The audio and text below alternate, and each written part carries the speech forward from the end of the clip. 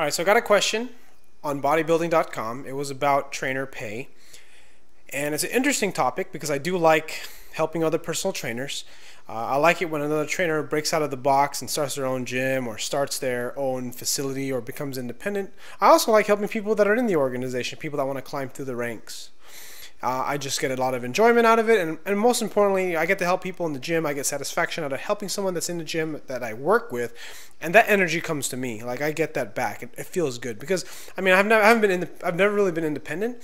So working in a gym environment, one of the big reasons why I do it is because I just like the energy I get, and that's a big part of it. It's getting that good vibe, because training is sales, and what people don't understand is that.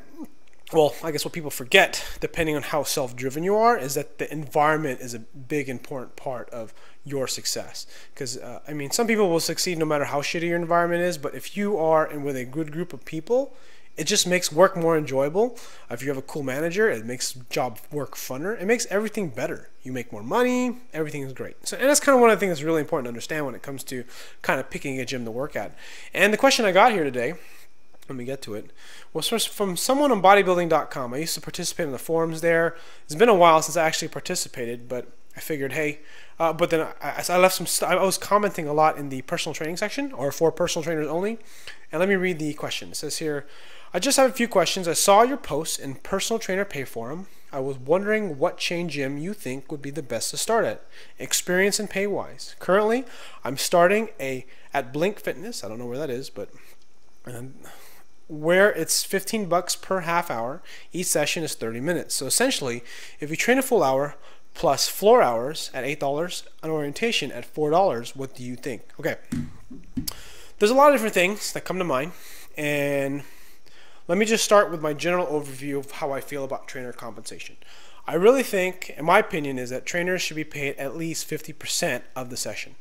If you're not getting paid 50% of the session, you're essentially getting ripped off. That is my opinion. You should be able, maybe I should rephrase it. You should have the ability to earn up to, I would say 60% of the session, but you're not going to earn that right off the bat. And then the companies that I've worked for in the past, a lot of the time, what they do is they pay a rate for how much you train a session for it when you sell the package, so you get a front-end commission, and then sometimes there's bonuses in there. But anyways, the whole idea is you have the opportunity to make 60%, maybe a little bit more. I remember when I worked at 24 Hour Fitness for a little while, they made it so that you can make as much as 70%, and in my opinion, that was pretty generous. The only problem with that one of that compensation plans, because I've had like 5 different compensation plans at that company, is it was confusing. It wasn't confusing to me because I'm a nerd and I can use my spreadsheets and stuff and I can figure things out. For other people, it was kind of weird, because I mean, of course, everyone knows how much they're getting paid, but when they kind of change when you get paid your commission and you're not sure if you're getting paid right, it's a big old clusterfuck. So I think that's that's another important thing. This is actually more advice for a company, or if you start your gym, keep compensation plans as simple as possible.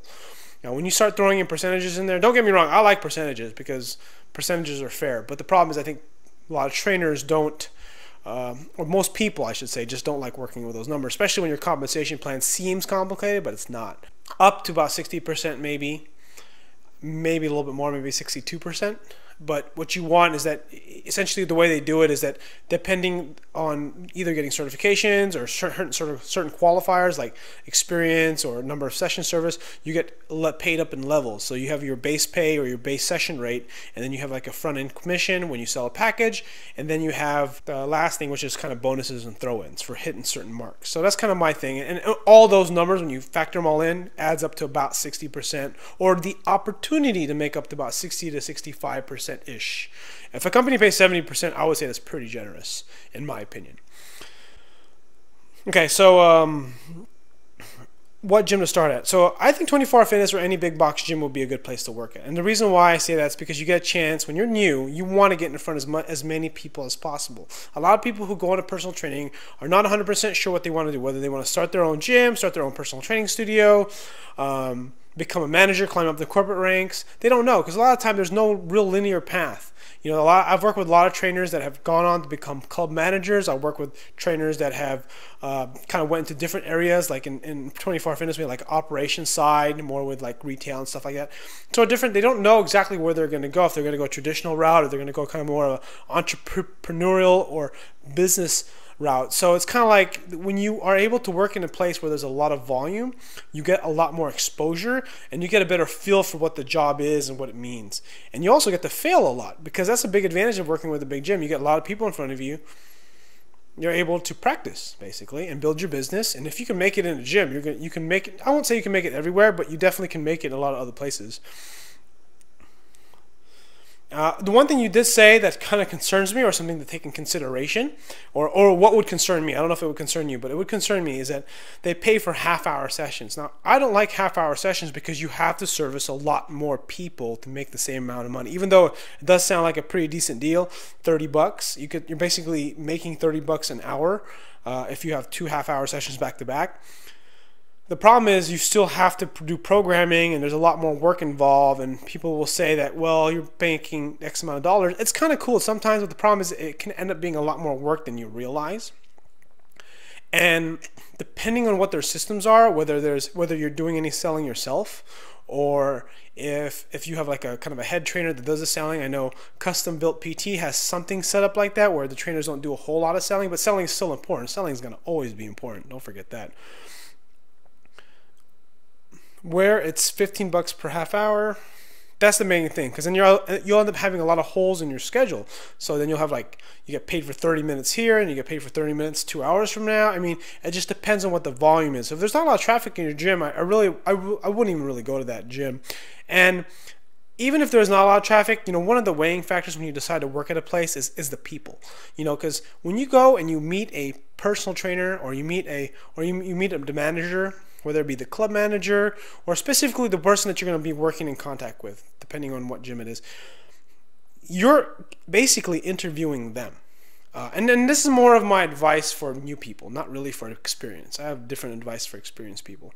But if you're a new person and you are going into but I guess it's not much different, and you're going to a gym, you're basically interviewing the manager. They're interviewing you and you want the job, but at the same time, you're interviewing them. Do you want to work with them?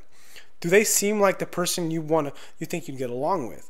Do they give you a good vibe? I mean, there's a lot of kind of nonverbal cues that will tell you. I mean, it's not really like something you can just say, oh, you should work here because of this, because pay is not everything. Don't get me wrong, I think pay is important, and I think you should find a gym where you're making at least 50%, or maybe a chance to make a little bit more than 50%, but the environment is much more important. You know, that's really the biggest part, because that's really what you're essentially wanting. You're paying, or I guess you're paying, or the cost is you lose some of the earning potential, or the cost, by getting more traffic and volume, so you get more people in front of you, the chances of getting some clients thrown at you from membership sales, and then the positive energy, the positive vibe of the area. And to me, that's really the most important thing, because it's not like I'm fed a ton of clients. I get occasional clients every single while, but that's not really, I mean, I'm there because of the people, because my coworkers are hella cool, my manager's hella cool, the company is cool. And that's just really what it comes down to. You want to make sure you're in a really good environment. And although that may not be easy when you just have 1 or 2 interviews, it's kind of a place to start. You start with from a gut sense of like, okay, this seems like a cool place. Actually, I remember I'll just tell you a story real quick. I remember getting an interview for another gym. This is some years ago, and I was working at the gym I was working at now, and I was there, and the manager, I think it was like a regional sales director, and to me, I mean, it was a fitness manager position. I was looking for another management position. Well, when I talked to this guy, he just seemed sleazy, you know, and salesy, and just, I don't know, I didn't feel, whatever it may be, whether it be a negative vibe, it didn't matter. I didn't feel right, so I didn't want to pursue it. You know, so those are the kind of things you have to measure. So you want to cover everything. If you're training full hour, floor hours at $8 and orientations at $4. You know, I mean, to me, it doesn't sound that bad. I just the half-hour sessions. If they don't have 1 hour sessions, I would try to stay clear, because it's kind of, for a lot of trainers, you know, very few trainers can hit the ground very hard running quickly. There's, you know, I've worked with a lot. I've been working in gyms for 13, 14 years, and I've seen a lot of different trainers come and go. I've seen people get promoted. I've seen people, do really well and just freaking kill it. I've seen other people not, and it, on average, the people on the lower end, not the lower, I guess like the non-start, like someone like me, I'll just use me. It was hard for me to start in the beginning. It's always a grind because by nature I'm very introverted. It's kind of how I am, and so it's kind of hard to get clients the way I want to, or the way that an extrovert would, because. But my point is you have to realize that you may not be able to get filled up as fast, which means you're going to lose out on a lot of ability to make a living. And depending on how old you are, you don't say how old you are, it may or may not be a factor. If you're living at home with parents and you're a kid, or you're just getting on your feet, you're just getting started out of school, not a big deal. But if you're like have a family to feed, and you have bills to pay, and you have a mortgage and stuff like that, a car payment, it changes things a little bit. The best place where you think you're going to learn the most, because that's really what you need as a trainer. Like a newborn baby, you want to get as much information, lights, people, contact with other people, different kinds of people. You want an abundance. You want to make sure that the energy is good in the gym. The person you're going to work with, your direct supervisor, essentially going to be your mentor to a certain degree, and you got to remember that. It's really finding the best environment you think you'll thrive in. And off the bat, if you have a good feeling about the person you're interviewing with, there's a good chance that it's probably a good place to start. And I guess that's really all I have. Good luck. If you have any other questions, or you have some other if you want to address any other things you want me to address, go ahead and make a comment below. I'll try to make a video on it. If there's anyone else out there who's interested more about learning about compensation plans, if you'd like to learn more about how to maintain your training staff, if you own a gym, or if you'd like to learn more about how to retain your staff or make your trainers better, I'm definitely a good resource for that. I have a lot of experience in that. And trust me, I've seen it. I've never worked at a corporate level, so I've always been in the trenches working with trainers and actually working with clients. I mean, the last 4 years I haven't had a management job, so I've really just been, that's not true, I had an assistant management job, but I'm just a regular trainer now. So I'm just kind of a bystander, I help out, help other trainers, but I just do my job and train, make a living, feed my family. And that's what I do. And if you like this video, click like, and thanks for watching.